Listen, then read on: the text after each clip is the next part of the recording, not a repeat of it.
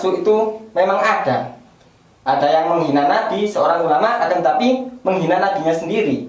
Nah, gimana kiat sebagai pemuda agar tidak mengikuti ulama demikian? Kan sekarang ulama itu amat banyak. Dikatakan dalam hadis bahwasanya akan datang suatu zaman yaitu ulama-ulama, akan tapi ulama ini membawa kepada kesesatan.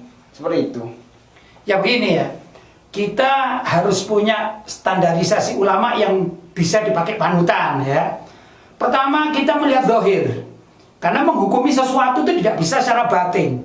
Setiap orang itu mempunyai mata. Ini mata maksudnya ain. Ya, ainun. Nah, ainun ini yang bisa dipakai memandang. Maka ini bisa melihat. Betul kan? Ini fulan bin fulan kita lihat.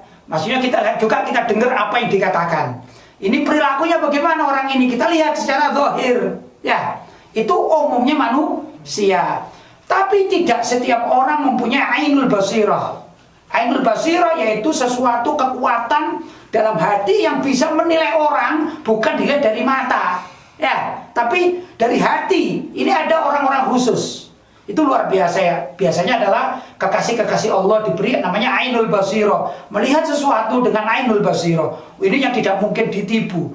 Tapi kalau mata telanjang ini maksudnya itu bisa ditipu. Tapi yang namanya Islam itu yahkum bil dzahir. Islam itu menghukumi secara zahir. Untuk batin adalah urusan dia dengan Allah Subhanahu wa taala. Nah, kita sebagai masyarakat, maka kita lihat untuk standarisasi mana yang bisa dianut di dalam pendidikan agama. Kita lihat tokoh-tokoh atau ulama-ulama itu paling tidak secara mata telanjang kita lihat bagus apa tidak, tindak tanduknya, ucapannya kita dengarkan enak apa tidak, menghina Nabi atau tidak, menghina syariat atau tidak, bertentangan dengan hukum yang sudah dipahami masyarakat umum atau tidak. Begitu tuh standar.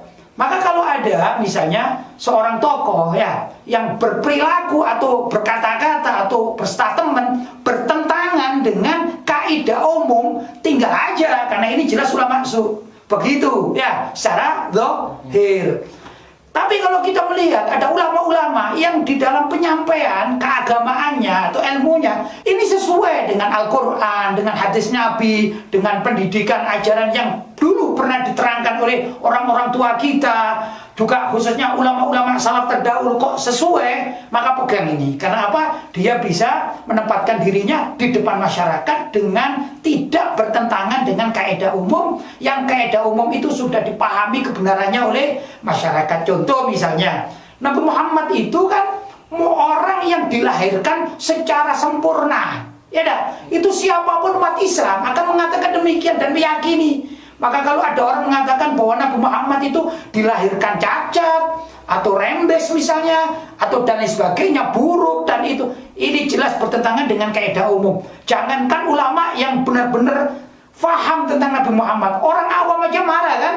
Nah ini tinggal aja dia, karena dia tidak mungkin untuk diikuti. Ini yang namanya ulama su, yang jauh dari kebenaran. Begitu itu standarisasi. Jadi sekali lagi cari standar, yaitu ulama-ulama yang di dalam menyampaikan ilmunya itu sesuai dengan standar umum dari syariat yang dipahami oleh masyarakat Islam, paling tidak mayoritasnya begitu. Jelas ya? Jelas.